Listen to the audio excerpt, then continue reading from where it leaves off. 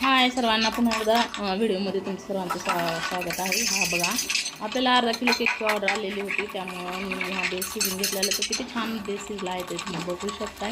आता हे मी 2 लेयरमध्ये काप करत आहे।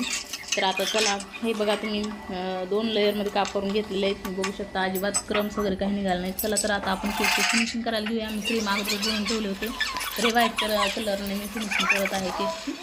त्याच्यावरनं ब्ल्यू कलरची फायनल फिनिशिंग करत आहे, कारण मुलाचा बड्डे असल्यामुळे त्यामुळे थोडं मी त्याला ब्ल्यू कलरचा सेट दिलेला आहे, तर तुम्ही बघू शकता।